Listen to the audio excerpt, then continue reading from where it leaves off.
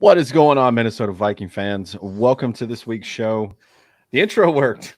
It Bravo, worked. It Kyle worked. West. Good job, man. It's the generic one that comes with the program. So now I know I can make a custom Purple People podcast intro. We can get all kinds of fancy. What's funny you mentioned that. I have Logic on my computer. I've been a lazy singer the last however many years, and now that I'm going to play guitar, I should probably play around with that and become better. You could just go to YouTube. You can learn anything. I changed the Yeah. starter in my Jeep a long time ago because I needed it and I didn't want to pay someone. So we will do that, and I'll take my own advice. Before I go too far down the rabbit hole, I'd like to introduce Adam Carlson. Hi. What's up, man? Hi. Oh, speak for yourself. That's Speak for yourself, Ryan. I'm winning every day. Not really. I do. It feels like a loser Monday. Well, it is a loser Monday. You can have victory Mondays and you can have loser Mondays. And the Vikings lost yesterday to the Los Angeles Rams in what I just described 1 minute ago as a butthole of a football game. And I think that's fair. I was telling Smith the end of this game feels a bit like a funeral. Like, we're here to talk about what's left of the Minnesota Vikings and like what are we going to do moving forward, because this really has that kind of if there was any thoughts of like keeping Mike Zimmer or Rick Spielman or whatever, those I think those should be gone by now. Like we're moving forward. I still think even if the Vikings make the playoffs somehow, I think Zimmer's sticking. I disagree with you, Adam. I don't see any scenario that he sticks around. Can I meet in the middle there between both of you guys and say if the Vikings somehow first of all, this would be wild. If the Vikings win on Sunday night, the last 3 games they played against the Packers, they would have won, which is nuts to think about that they've won the last 2, considering how shitty the last 2 seasons were. I digress. What if they win out, Philly fumbles it, and they get in? What if they offer him to stay? And Adam is right, but what after that if Kyle West's prediction comes true and he says, hey, I'm going to retire, I think it's time to step away? Could that happen? I'm going to meet in the middle there for something wacky that it has to be very specific because I don't know what the hell's going on. I don't think the Vikings are going to fire him anyway. It's going to be a mutual parting ways or a Zimmer retiring. They're not going to fire him. Yep. It won't be in the media as a firing. I agree with Ryan. Usually when the Vikings take a loss, I'm amped up, I'm mad, I'm yelling at the TV set. We're fired up, ready to go. It's just kind of, I don't know, just the way everything has gone this season. It's just a very whatever feeling after this loss. If at the beginning of the season you were told the Vikings would play the Rams and the Vikings would lose by 1 score, you'd be like, well, I guess I did pretty well. Yeah. Yeah. Because I had this as a loss coming into this game. And the fact Minnesota stayed as close as they did, despite the offense not being able to move the ball whatsoever, and whatever that special teams lapse in coverage was, I don't know. I tell you what, for me, this season's been over since the Cowboys game. That's part of the reason why I haven't been too worked up or too frustrated over the past couple of weeks with what happened. It's like, well, since that Cowboys game, it's like, guys, we're not. I can't play the good soldier, the good fan who's like, well, as soon as you get in the playoffs, anything can happen. And so let's hope for that wild card, that 7-seed wild card team, and let's get it. No, like that's not going to happen. And you are kind of what the fans at US Bank Stadium were doing on Sunday, because you could probably hear a pin drop on that field. Yeah. And that probably did not help the Minnesota Vikings one bit. Yeah, some of the players said that in the press conferences, and it was brought up today. I watched Zimmer's press conference on the way home.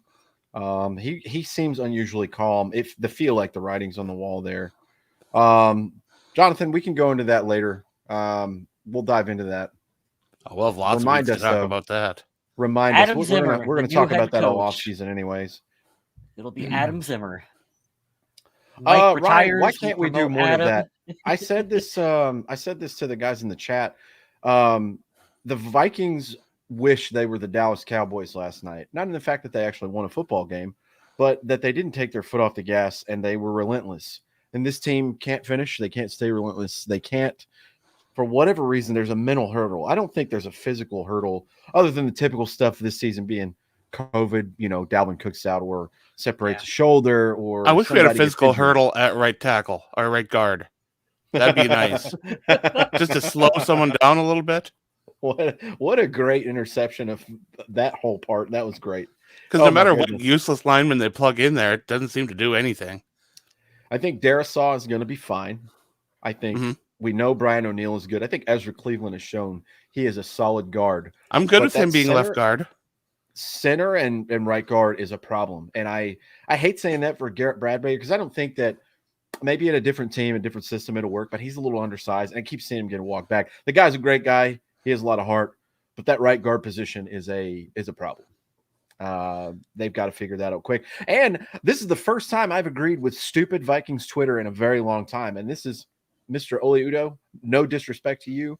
I know you could stomp my face in. Could Wyatt David be much worse than what he's doing right now? I don't think he can. Just give him a shot. I'm Why baffled. not? Baffled by What? that decisions. Why not? I'm not there in the meetings or practices. Maybe he's just doing terribly and not adjusting well, or maybe he's lipping off to the coaches, having a bad attitude. I don't know what's going on. I mean, if But- that's the case, that speaks very poorly on Rick Spielman for drafting him as highly as what they did. Well, I've heard this. No matter how and- you look at it, it's a bad look for the team. Whatever issue is keeping him off the field, whatever it is, I don't know what it is. Well, But they this is something used that I listened Bigger draft to pick. for Locked On. I've been giving them a lot of love this year because I've been listening to a lot of Luke Braun stuff. Maybe the parting of ways of Zimmer will be part of that thing. Like, and I hate to use this against him. He didn't start Justin Jefferson last year for 2 games, and I'm not really sure what the deal was. Maybe there was some time for him to need to get caught up, but he looked like he hit the ground running on fire. And I don't know if that's what's going on. I'm taking pure speculation here. But if you're not starting him just because he's a rookie, that's a stupid thing to do. And I hope Again, hope that's without being not- in those meetings and stuff, it's hard to know because maybe he didn't know the playbook. mm-hmm. It's interesting too because nothing has came out. Usually one of the beat reporters for this team will have some kind of information. Hey, there was a nagging injury that wasn't reported at training camp, or he's been a little slow with the learning the playbook or something. It's been nothing. Nothing. Well, let's talk Um, about this comment here about Kirk Cousins' accuracy being off. Yeah, it was a Because bad game I- from Kirk yesterday. I don't think that is an issue really so much at all. The interception was off a receiver's hands. Yep. There were 2 or 3 dropped Justin Jefferson passes. Yep. There were contested balls that were thrown, and he still completed over 2/3 of his passes, I believe. So I'm not putting this on Kirk really at all. I mean, with the broken rib and the extra jacket on for protection, the fact that he's even able to get the ball out the way he did with people hurdling his lineman and just running straight in his face. I will say that it will be a little nicer next week when there isn't a top defensive tackle just Kool-Aid Manning through the Vikings offensive line every play. But wow. To me, it's not on Kirk. I put this Kirk- all. We're going to go backwards today just because I feel like it. I'm donkey yesterday's Clint Kubiak. That was the horrible game plan. I don't know how we haven't.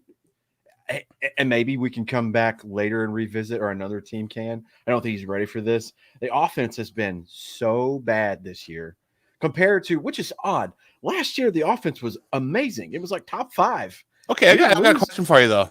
Sure. Do you think this offense would have been just fine on Sunday if they had Dalvin Cook and not Alexander Madison running the ball?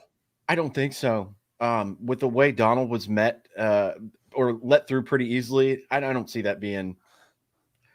I think anytime Dalvin Cook's in the game over any other running back, everything's great.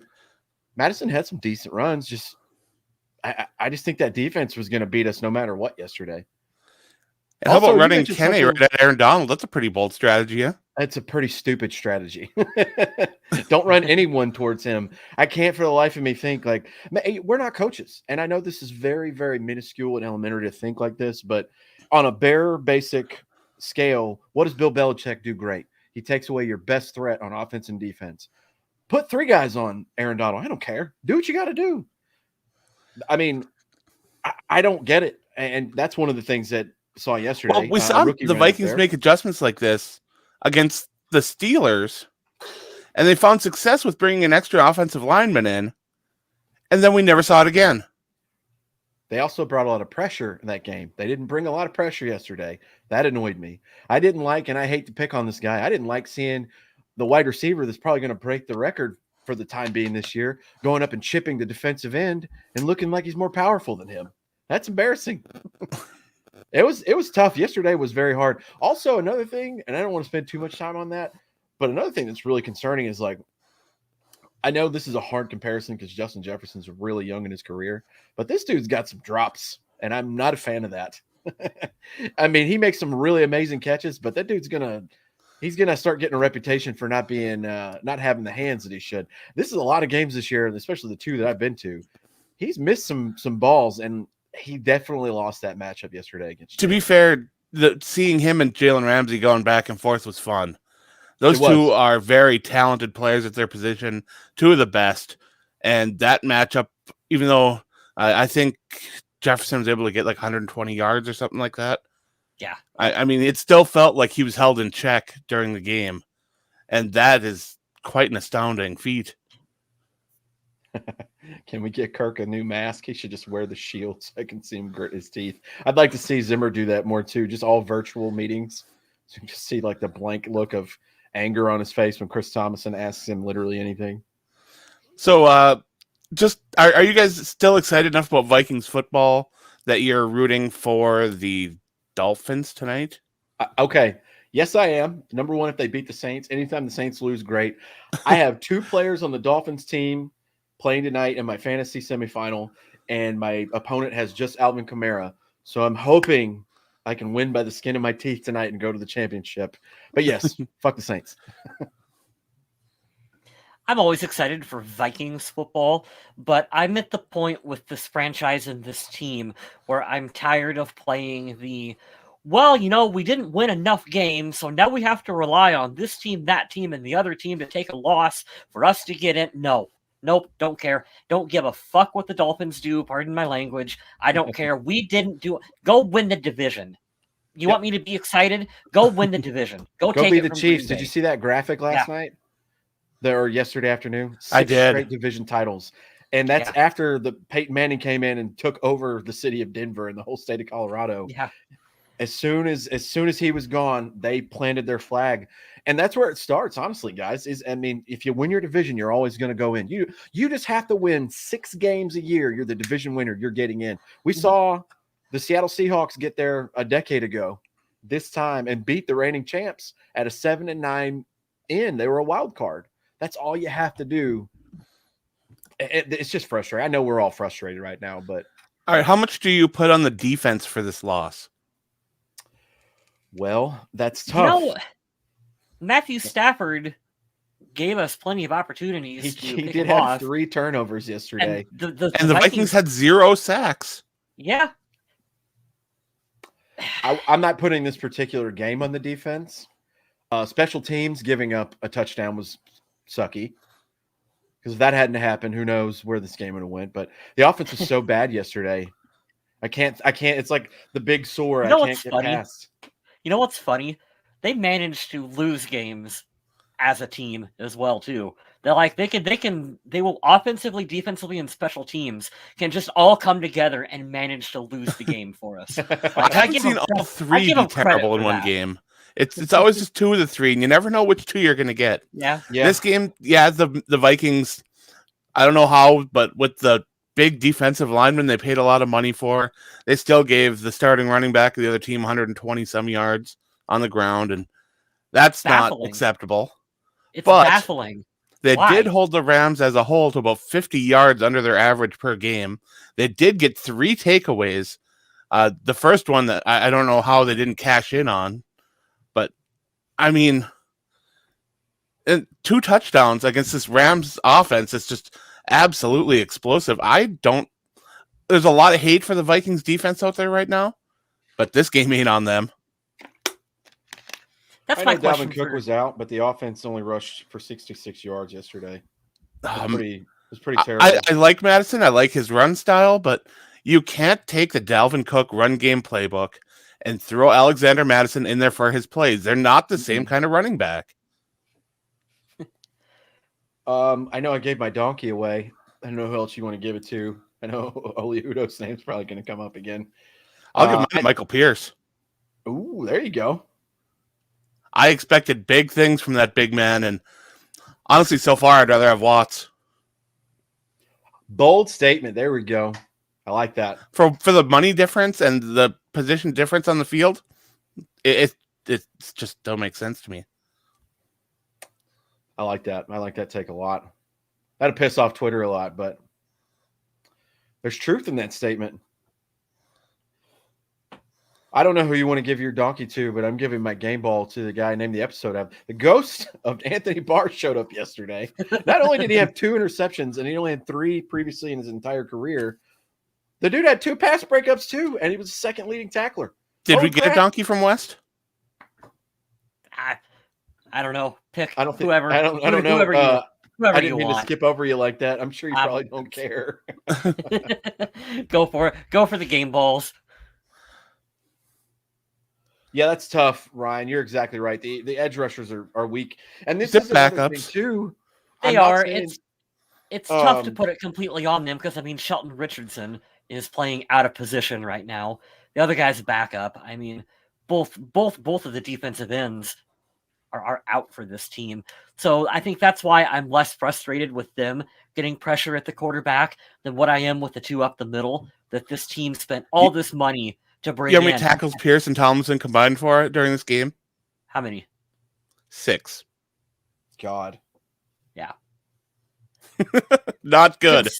Can someone explain that one? Because I can rationale other parts of this defense and go, oh, well, we're without Everson Griffin and Daniil Hunter. Okay, I understand that. The secondary. Okay, I understand the issues on the secondary.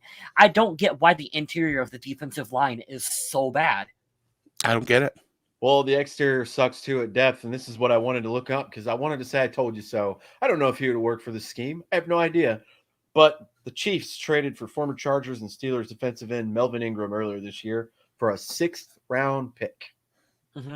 That's a starting defensive end with a lot of tackle or a lot of sacks in his career. And you're throwing out Patrick Jones sometimes. And I understand that. I get it. We drafted a guy I want to see.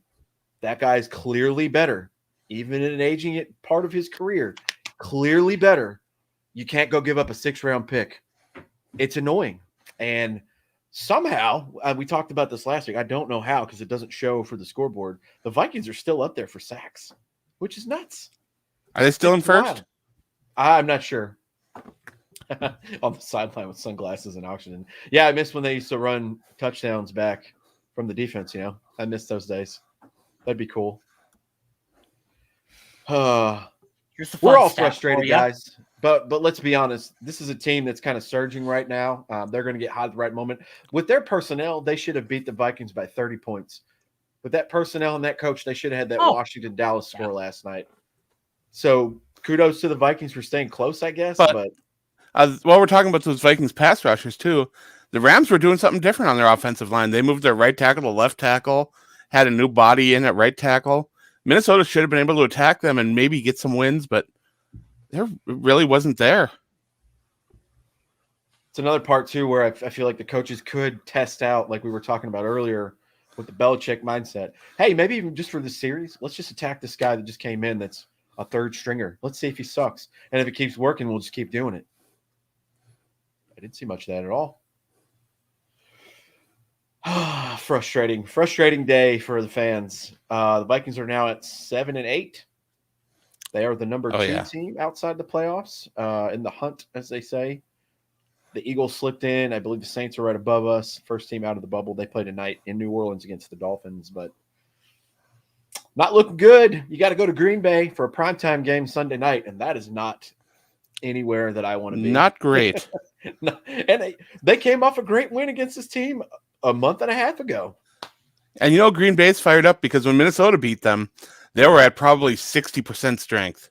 Oh, it's gonna be bad. Which, let's see, if Adam Thielen cannot tweak his ankle and Cook comes back, maybe you have a fighting chance. But there's just something about that stadium, and especially being in January, it's gonna be terrible out. Here's the thing, Smith. I get a little flack for saying this. I'm gonna keep saying it. You say it'll be terrible. The game will still somehow be close because there's talent on this team, just like this one. We're not getting completely blown out of these games. There's lots of missed opportunities and bad coaching decisions and this, that, and the other thing. But guess what? We'll go to Green Bay and it'll be within 7 to 14 points at the end of the game. Jonathan, you will have a heart attack if they win in Green Bay because then they'll lose the next week at home against the Bears. And then we got the Manny and Foles matchup in the finale. That'd be terrible.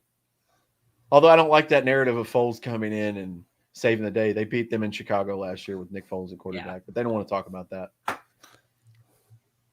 Oh, here you go. Brian Denny's is predicting the future. Going to end the last-second end zone pass Adams. Kind of like the Metcalf touchdown in Seattle last year. That was hard to watch on the very last play. I believe the Vikings now are tied for the most in the NFL for one-score outcomes. Oh, yeah. So one more, and I believe they have the NFL record. Sounds about right. Should be good. Get a good 31-27 game this weekend. It'll happen. But it's 3-7 during that season finale against the Bears and Vikings. That'll do it. 3-7. God, I hope not. Actually, now that I sold those tickets, I hope that's exactly what happened. God, that's terrible. But yeah, it's a lot of frustration. Let's talk about a question we had earlier. Who do we think the Vikings are going to have at head coach next year? That's going to be a tough one. We're going to talk about this a ton. I haven't researched it one bit, so I can't say nothing. Let me find this so I can bring it up. Jonathan, who will the next coach be? Well, we talked about this a little bit and dabbled our foot in the water on previous episodes here recently. What do we all want collectively here as a change? We think Zimmer is probably going to retire. I hope that's what happens to save face and he can go be a granddad and ride off in the sunset. But everyone here, I think it's kind of like the opposite syndrome when you date a certain kind of person and you want to go to the next and they're going to be completely different. I want an offensive guy just because the offense is kind of what the NFL runs on now, but I don't know. There's a lot of names out there. I think the first thing I would say, Jonathan, is you're going to say Eric Bieniemy really quick. We've heard through Twitter and rumors and everything else, he has a personality a lot like Mike Zimmer, and I do not think that's going to work well with the locker room. And I think they're going to go into that. Am going to pass on Eric Bieniemy for that reason, and also I just got this feeling with him being a longtime running back coach that if you're thinking just because he had Patrick Mahomes that you're going to bring in Eric Bieniemy and we're just going to light it up in Minnesota, I have this feeling that even though he's an offensive guy, it's going to be run first, play defense, and I don't want that at all because we have that philosophy right now.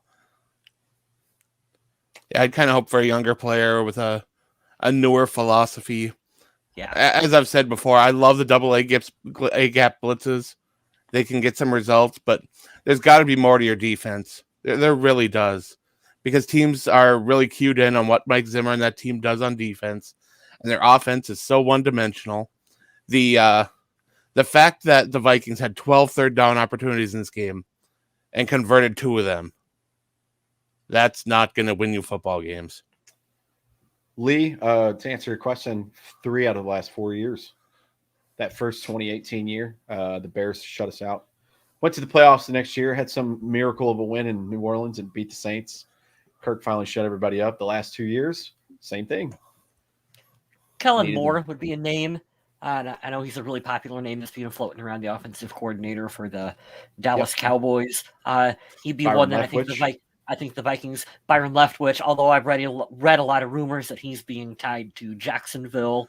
But if you had to choose between Minnesota and Jacksonville, I mean, you'd have to think about that a little bit. Yeah. Minnesota's got a good opportunity to lure in a good coach, having a brand new stadium, brand new training facility.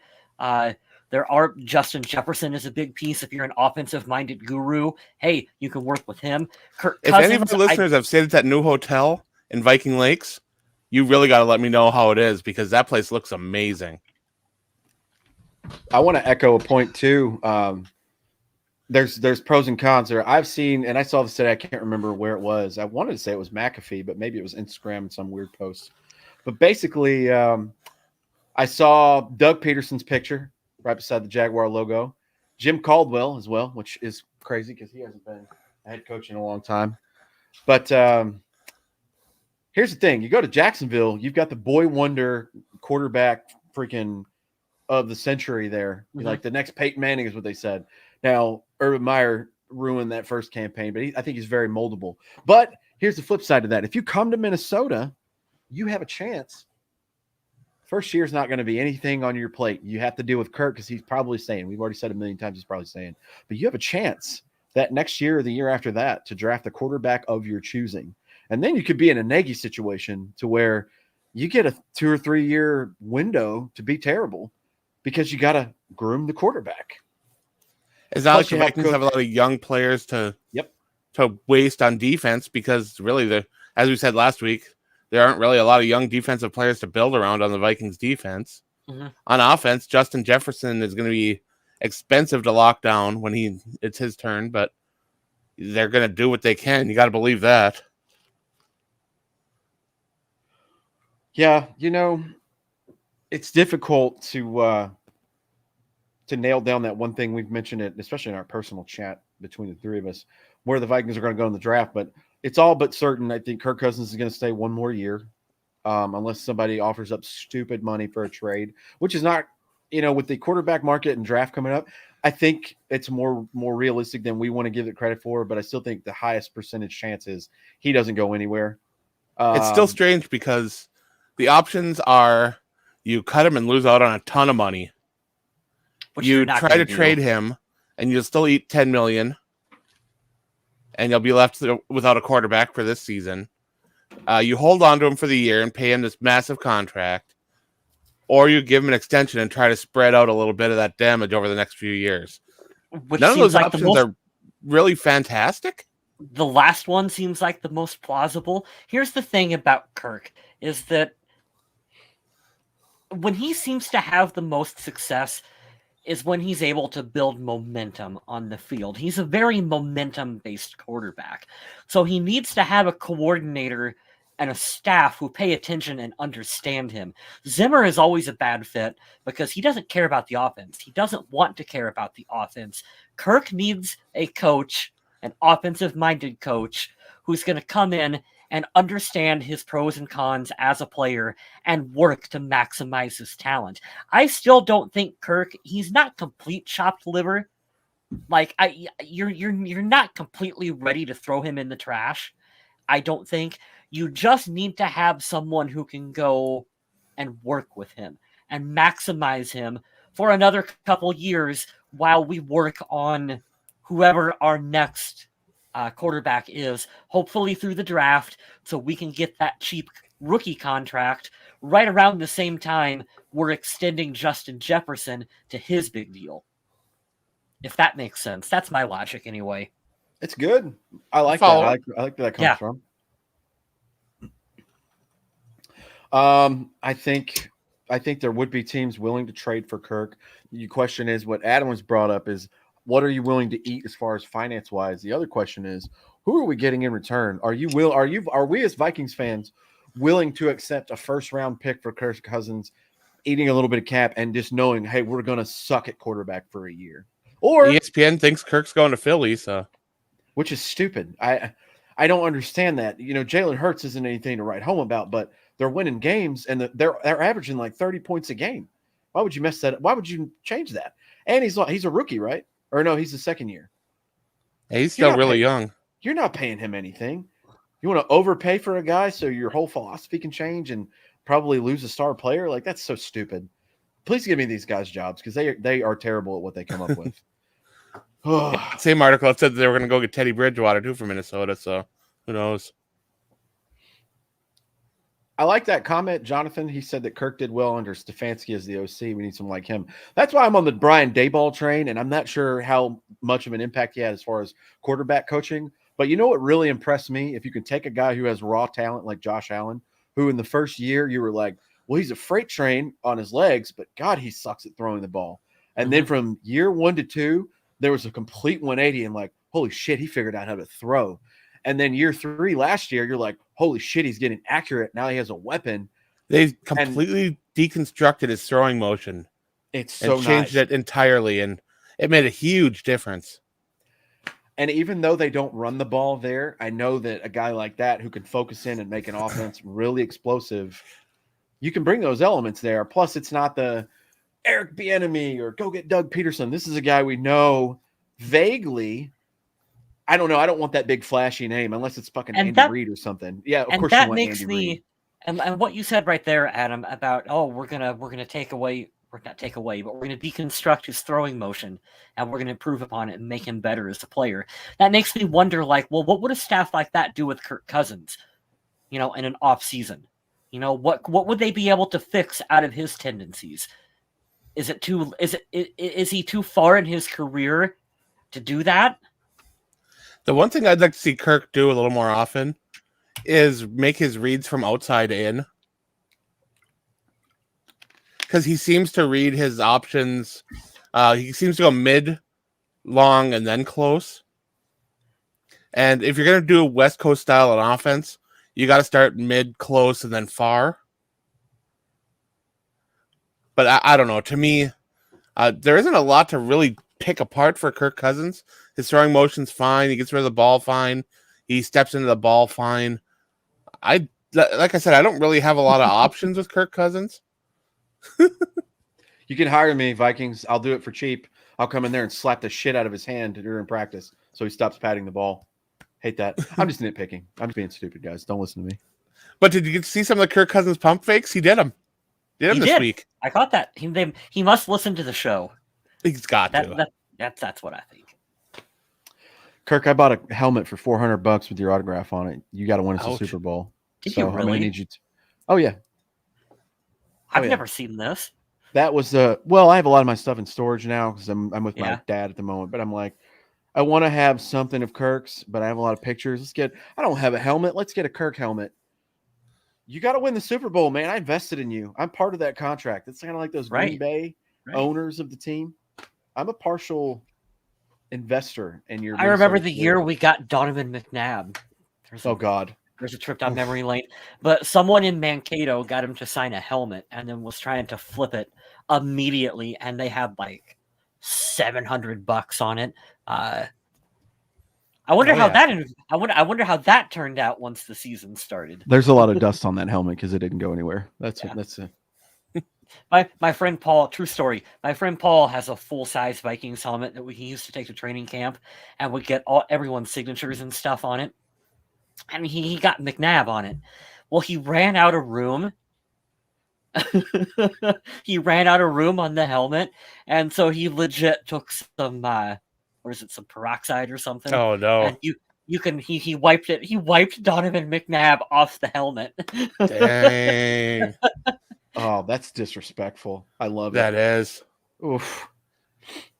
But yeah, Jonathan, we went on about that for a little while. To answer your question, I think everyone wants to see a young, new perspective. And I think a lot of what we were talking about with Zimmer, we've said this before on previous shows. We won't spend a lot of time on it, but the stuff that he's done in his career has been pretty awesome. He's very good with corners. I know he has an up and down tenure as a head coach here with the corners, but he did have some good ones that played through here. The other thing, too, is that double-A gap blitz. Phenomenal. We talked about it a couple weeks ago when they beat the Packers. Aaron Rodgers was like, that was some crazy cool shit that Mike Zimmer came up with. Even now, still playing this guy, he comes up with stuff that's like, you got to respect it, because I haven't seen it yet. But I think ultimately, to wrap it up, is to say, I think his time and his style is past. Maybe it'll make a resurgence in 5-10 years, but you're not going to hang on to a head coach that long if you keep having seasons like these back to back to back. Okay, to piggyback off that a little bit, because we haven't talked about this much in the show, what do we want from a general manager once we move on from Rick Spielman?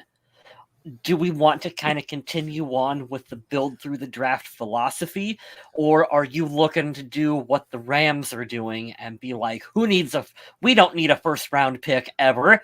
We're just gonna trade for all these players. Well, the problem is that I don't think the Vikings have been building through the draft. Interesting. Most of their roster is free agents. You stole that. Yes to what Adam is saying. Yes. Half of these guys, especially all these late round picks, they go away off the team. Daniel Carlson's gone. The kicker we traded for but didn't even use ever in a regular season game is gone. You had to go pick up the scraps from Denver and Tayshaun Bauer. You get rid of the late round guys like Stephen Weatherly when you don't have any defensive end depth. I mean, those are just the ones I can think of the top of my head. See, Adam, you finally explained to me just now my frustration with Rick Spielman, because I've always thought that this team's draft philosophy is to build through the draft. I think it's supposed to be.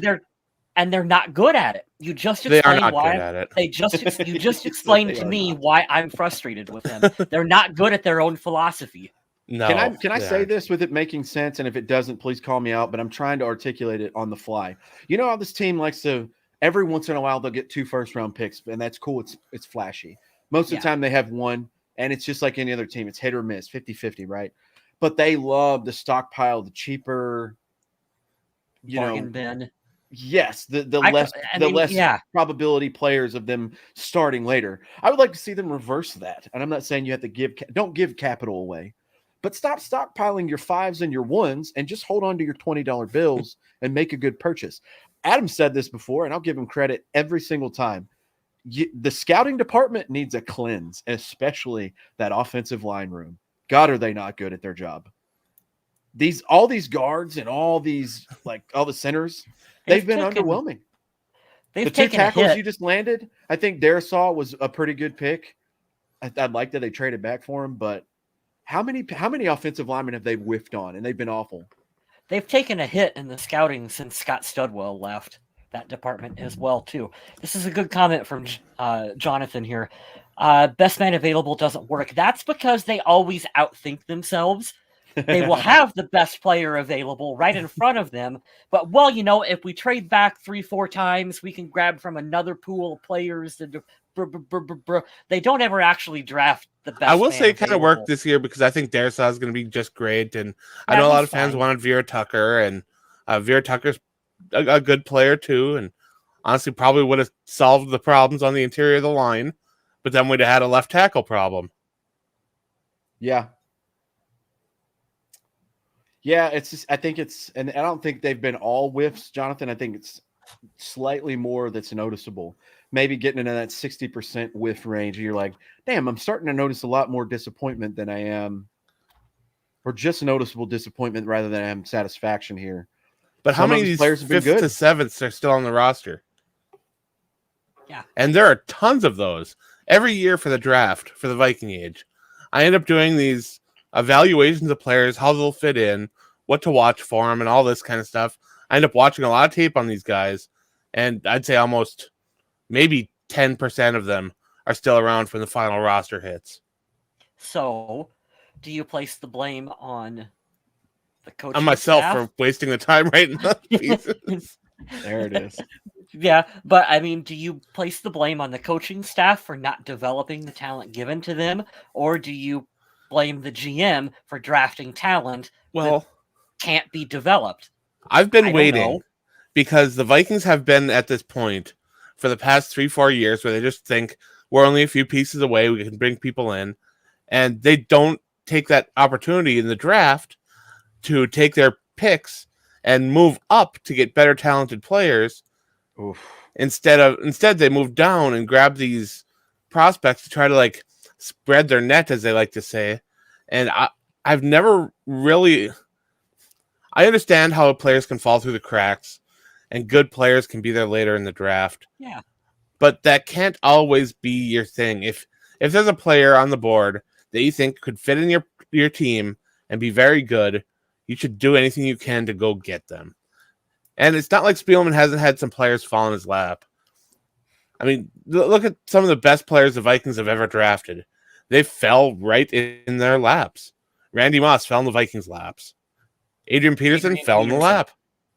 Justin Jefferson fell in their laps. I mean, you can't always be that lucky.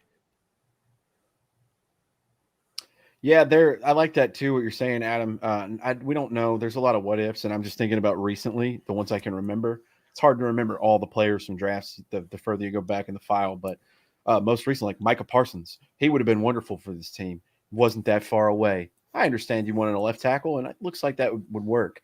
Could have been You still got aggressive people on there. Twitter about the Winfield Jr. thing. Could have had Antoine Winfield Jr. He's amazing. Could have this year, or was it this year? I'm trying to think now. We had Parsons. Who else was I going to say that we were close to? Justin Fields.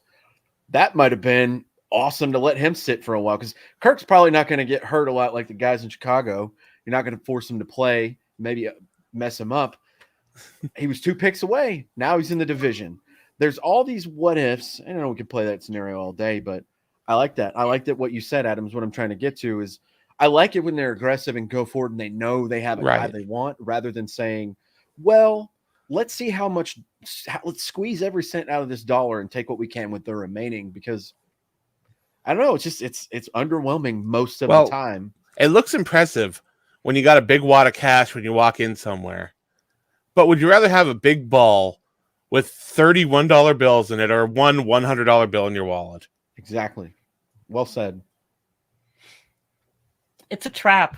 I think that your average to bad teams fall into of the philosophy you talked about, believing that we're one piece away from competing. Oh, if we get that one piece, we're going to compete. And it makes me wonder, how do the really good teams operate? Like, what's like Bill Belichick? Well, I just want to mention this. When you look at Bill Belichick and see how he rotates his personnel, he'll get rid of players before they're even bad because he's drafting players to take their place. I've said it a dozen times on this show. Cut a player 1 year early, not 1 year too late. I've said it a dozen times. This happens with the Vikings from 2009 to 2010. Where it was like the 2010 season was, hey, we're going to get the band back together. All we got to do is get the band back together, and we're going to be good. And I think they kept some crazy, what was it, like 90% of the starters or more from the 2009 to the 2010 season, and that was a disaster. It was bad. Absolute disaster. You know, that season taught me a lot, too. Just a little tidbit there. It's just the thing that taught me. That's when I first learned about strength of schedule and learning how when you beat the shit out of everybody 1 year, you play the teams from the previous year, whoever you have next coming up. You're like, oh, you were really good. This is how we have checks and balances in the NFL, which is why I love this way more than the NBA. And I'm an NBA fan. Right. Is okay. The best are going to play the best then. And the competition is stupid hard. Yes. And you quickly saw that from the year prior when the Vikings were, they were all right. 2008 season, they were all right. Then you add Brett Favre and you're like, holy shit, this is great. Then they have the film and you play tougher competition. And it's like, oh, this is a lot tougher than we thought for consistency. That's where I learned that from. That's a good point. And to clarify, you had to bring Brett Favre back. You had to. That wasn't the move I was talking about with that one. But the whole, like you said, Adam, not being able to evaluate your own roster and understand, okay, here are some of my pieces that have aged out a little bit, and here's where we need to upgrade.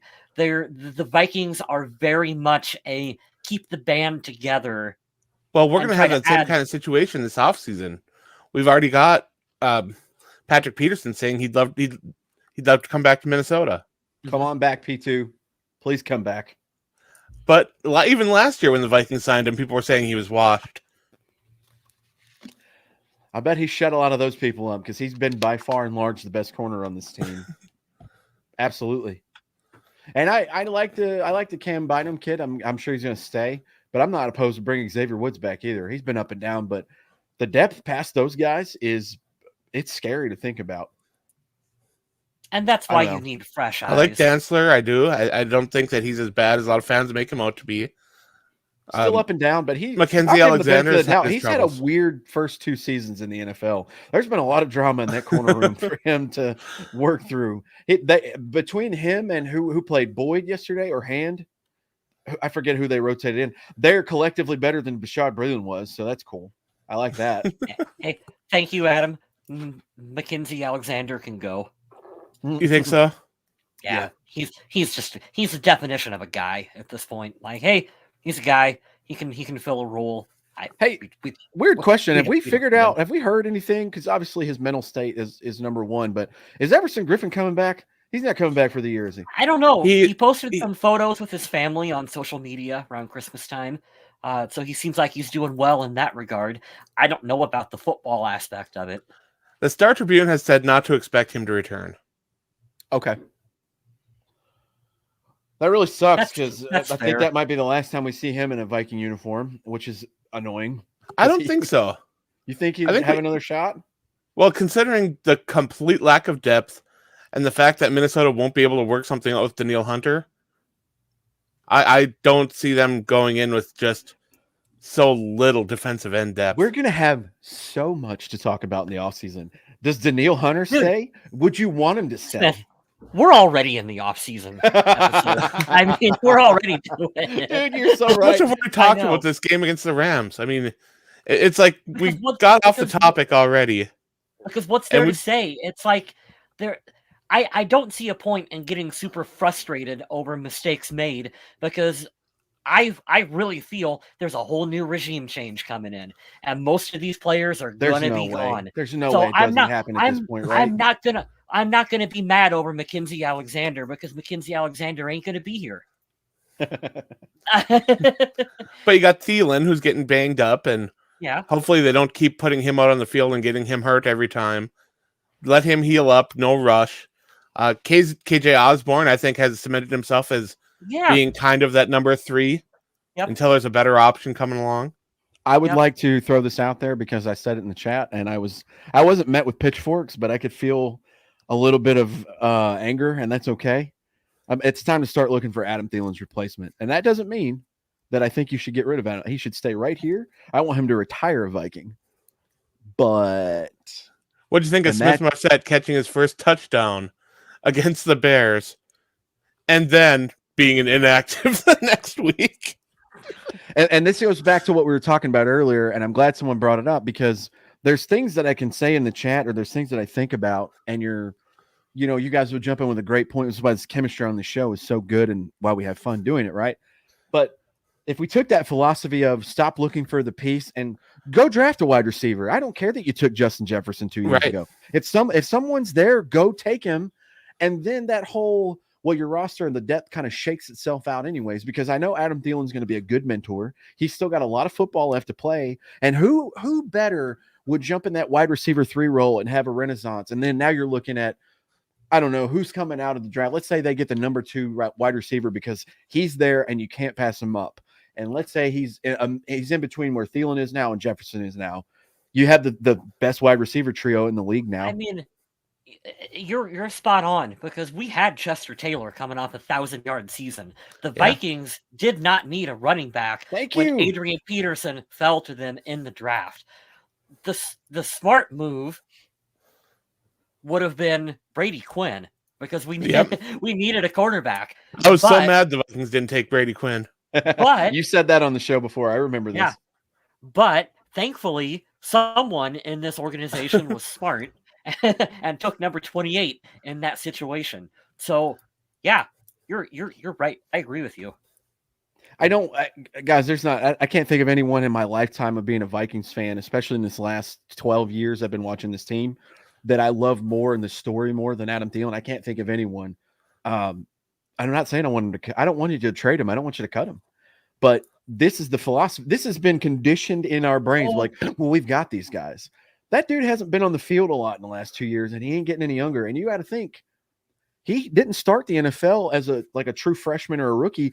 The dude had a fighting claws way in, and he was already older than some of the guys around him. So there are guys who are more than welcome to come back next year if they're willing to take a pay cut. And I'm pretty sure that Thielen, he didn't want to play anywhere other than Minnesota. He'd take a pay cut to stick around a little bit. Shoot. I don't know if he'd take a whole lot more of a pay cut. He's already given quite a bit of a hometown discount for the number of touchdowns he's scoring. Well, they're going to be coming to him asking him for another one. So, and they're already getting a hometown discount from CJ Ham. God, I love that guy. He will take almost any kind of money to stay in Minnesota, that guy. But then you've got some of the other longer term players that they're going to move on because they won't be in any position to take any kind of lesser money. And those are some of these players that have taken these 1-year deals or are in a position where they're getting paid way more than they're contributing. And honestly, it's hard to watch these players, especially the ones on defense, because Minnesota is thin at so many positions defensively. And the Vikings have thrown so much money at the defensive side of the ball to not see the results that we thought we were going to see. It's disheartening. And we're saying this after a game where, like I said, they held the Rams in check defensively. They got 3 takeaways, 2 touchdowns. They held them like 50 yards under their average. The Vikings defense did their jobs, yet we're still sitting here talking about how this team can't put together a complete game, whether it's offense, defense, and special teams or what. It's frustrating. We've said this. This is such a repeat of the things we've said, but it's the same old song and dance over and over and over. And eventually when you say the same things over and over and you get the same results, something's going to change. But they have so much talent. They have pieces there. And especially for the offense, like I just said earlier in the show, they were like top 5 last year overall when you average in like yards, points, all this stuff.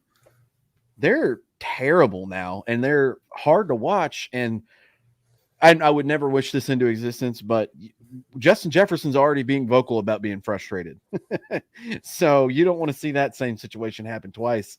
You just want to see the players get utilized in an effective way. But ultimately, like the games that went, I think he was, I know I was at the Charger game and the Carolina game, he was pretty much a non-factor. But both of those were wins. If everybody's winning, this attitude changes everything. That's the main part. You got to figure out ways to win, and the Vikings now seem to figure out ways to lose. So, well, Ryan, the problem with how good Conklin has been is that he's not the starter. When Smith comes back, Conklin's going to be a backup, and everything that he's done will kind of like be shoved to the side unless the Vikings are going to run 2 tight end sets or sub him in more often, and I don't really see that happening. So Conklin playing better is only raising his price as a backup, and that's not great. That brings about an interesting decision on what to do with Irv Smith. Because you're right, Jonathan. You got to be on the field contributing. I liked what I saw from him 2 years ago. I did see the arrow pointing up. I do think, and I'll say this now after the dust is settled, and maybe it's totally wrong for me to say this because the guy's just not here and we're down in the dumps and we're not happy. I do think his hype is a little overrated.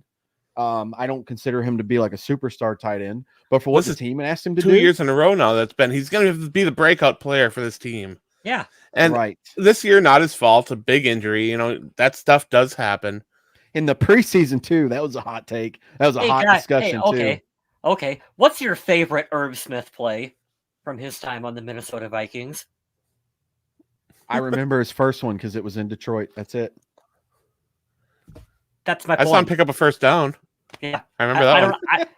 I don't know what to do with him. Tyler Conklin is on the field producing for the Vikings, so maybe it's the wrong choice. But if I have to pick between the two, I know who I'm taking. Well, Smith, unless he comes back and has a massive third year, I don't see them struggling too much on bringing him back on a contract if it's correct, because it won't be too expensive. I mean, and I think you owe him that chance. But if it doesn't work out, and we're doing a lot of what ifs and a lot of futuristic stuff right now, we get that. This is pure speculation, guys. But if it doesn't work, it's another shitty draft pick from Rick Spielman. Purple Reagan. Second-round pick. This is a second-round pick. I mean, you find the Kendricks and the Cooks in those rounds. So, I don't know. I hope he comes back and blows it out of the water because he looked like it was going to be that year. You think Justin Jefferson's going to buy the 84 from him and switch to that this offseason? No. He should. That'd be sweet.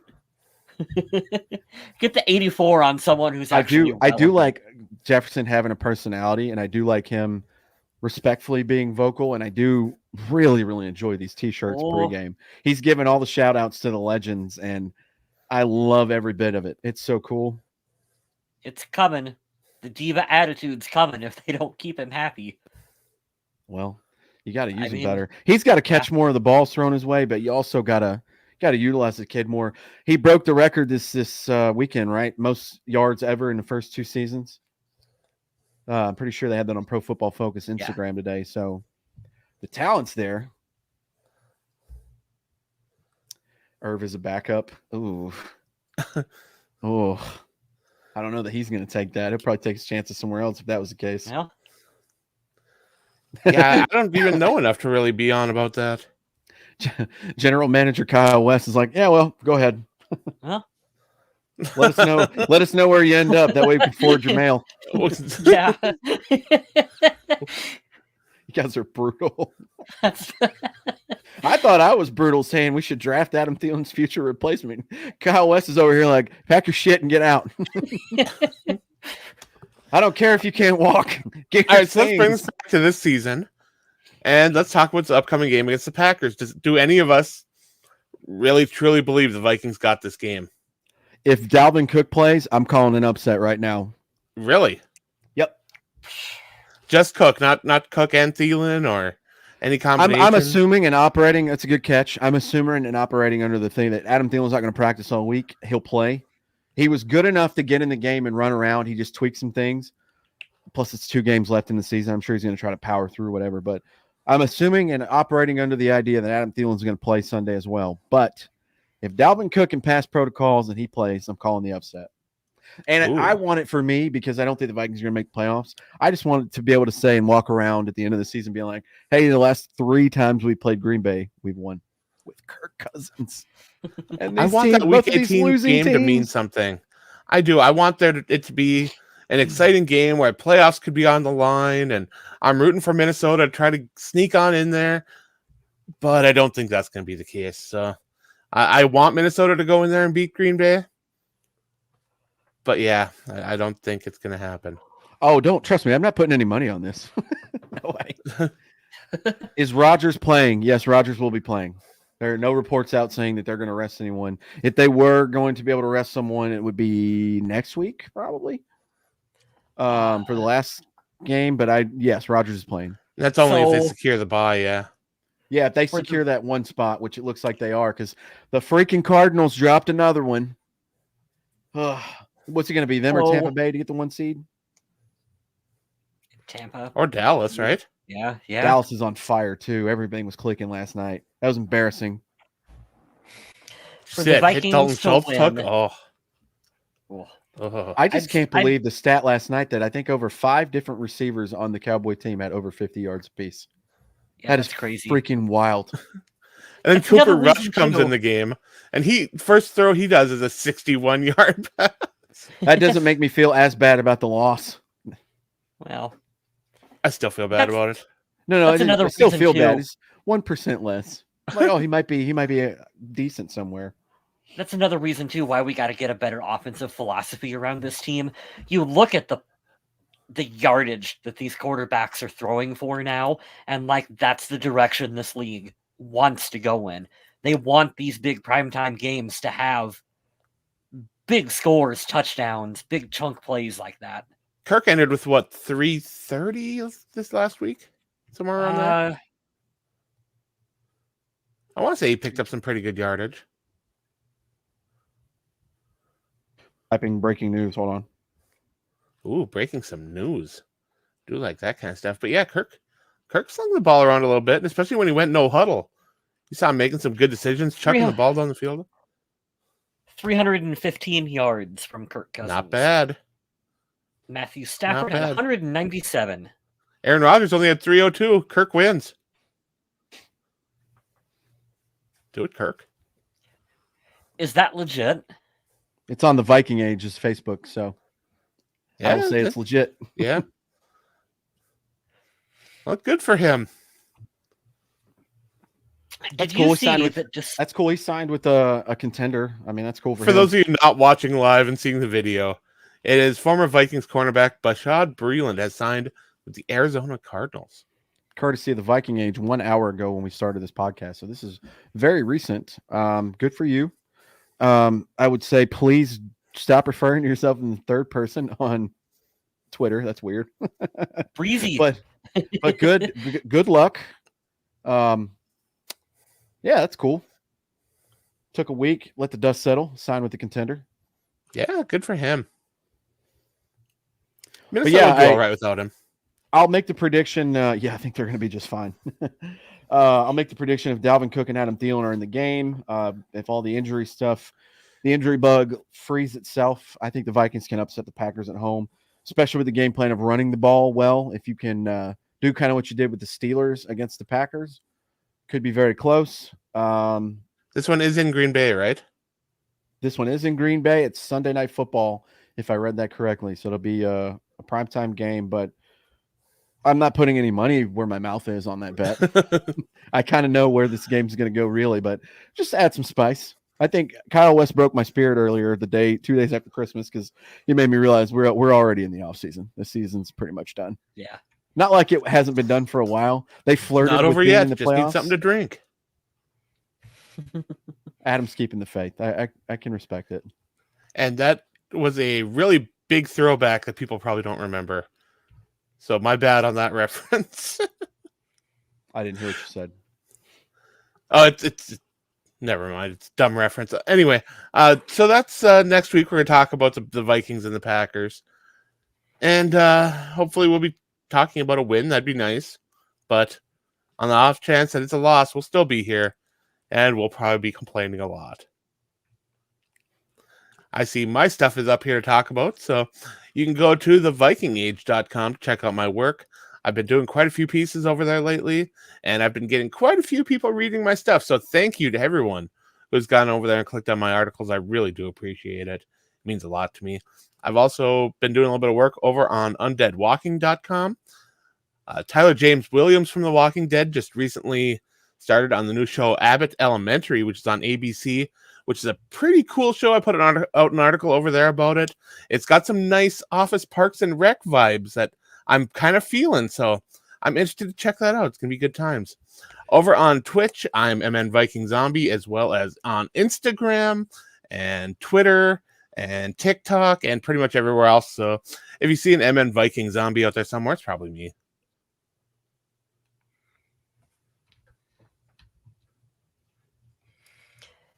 Hey, I have a photography website up that you can check out using the link below. So in case your Christmas present sucked, you can buy your own. You can buy some of my artwork using the link up on the screen. Check it out. Help spread it around on social media, the Facebook, the Twitters, the MySpace, the TikTok. The LinkedIn, the Christian Mingles. Yes. Why not spend your new year in your house with some new artwork to look at every day and make your life a little better? Mm-hmm. Because I gotta say, also fake wood panel walls here, they're all right, but boy, they'd look better with a little bit of artwork on them, I think. They would, Adam. I'll go back and plug this channel one more time. If you'll watch youtube.com/MNVikingZombie, Adam Carlson and myself, I'm just a guest. It is his show. We do some horror movie reviews, and we're going to get right back on that train very soon. I like hopefully it. this weekend. But we do horror movie reviews as well. So you should check that out. Yeah, we've also started doing countdowns before our podcast. So if you like numbers, counting down, check it out. Big numbers guy. Hey, shout out to the asshole who hacked my Instagram last week. Kindly fuck yourself. I'm guessing he gave up the account when he started getting too many DMs. God. There was a scumbag who got in from the Pacific time zone who started asking my friends for money 2 days before Christmas, so that was annoying. But this is where you can find my social media if you'd like to be friends. I don't really do a lot on there. Kids, dogs, and music. I don't even say plural kids, just my kid, dogs, music. But you can be my friend on there, and we could talk about life. I'm going to be very somber at the end of this show, so I apologize. My mother passed away 1 year ago today, and I miss her so very much. She was always asking about the podcast. She's not even a Vikings fan, but I miss you, Mom. If you're not close with your family, I can't tell you what to do, but if you are and you still talk to your parents or your siblings or whoever, give them a hug and tell them you love them. Thinking about I feel like because my dad was 3 years ago. So it's still feels bad every day, but It stings. yeah, the holidays are a tough time, whether it's Christmas or New Year's. So I'm hoping the best for everybody out there. I will say 2021 is almost over. Thank the Lord. Let's move on. We're kind of done with it. Let's see what 2022 brings. Let's make it a good year. Hope everyone had a Merry Christmas. We'll see 2022 for the next show. Oh yeah, I suppose that's true. Yeah, thanks again everyone for tuning in, and everybody who came in live. You guys are so awesome. We love having the interaction and not having to record off Skype. Thank you so much for not making us do that anymore, because that sucked. And on that note, stay classy, Minnesota.